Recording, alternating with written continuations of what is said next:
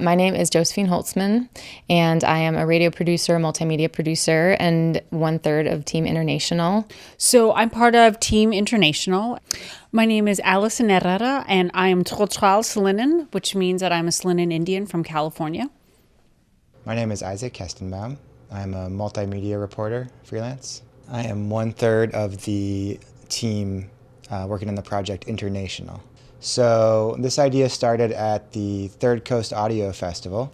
It was over dinner. Alison Herrera and I and Josie Holtzman were all talking, and we had all wanted to work together, and I think one of us just said, what about treaties? And it was literally a paper napkin idea.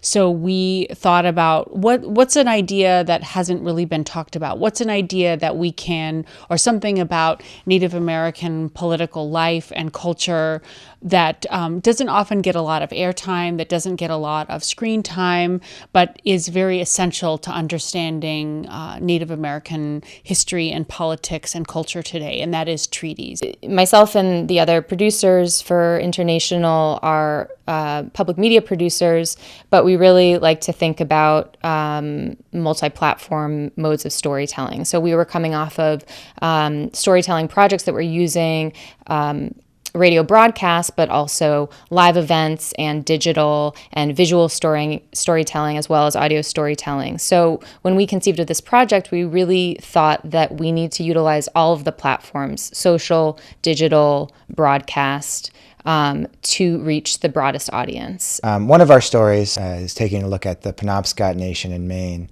and they're in this battle with Maine over whether or not their reservation includes their namesake river. And it's been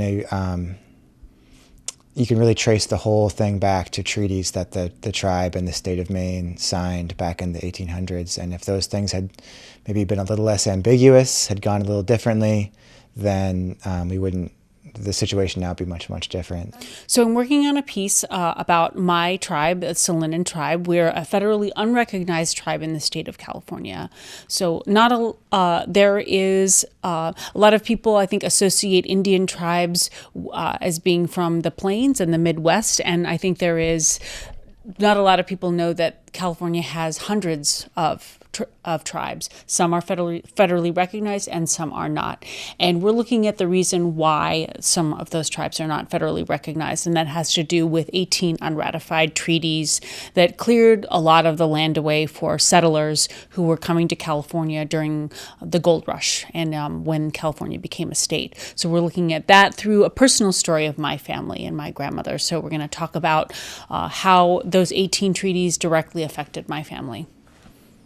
As part of this project, we also had the opportunity to work with NPR's visuals team to create a video at the National Congress for the American Indian, which is basically like the United Nations for American Indians. It's a very important event where we interviewed tribal leaders, lawyers, and scholars to speak very simply and clearly about what treaties are. And the goal of this video was to try to kind of break down this very important yet complex history of treaties, what these documents are, what they mean today. What I really want people to take out of this project is that a lot of people think of treaties as something that is Native American history, but it's really a shared history, and it's a relationship. A treaty is a relationship between the United States as a nation and another nation, and there's two sides to that relationship. And I think a lot of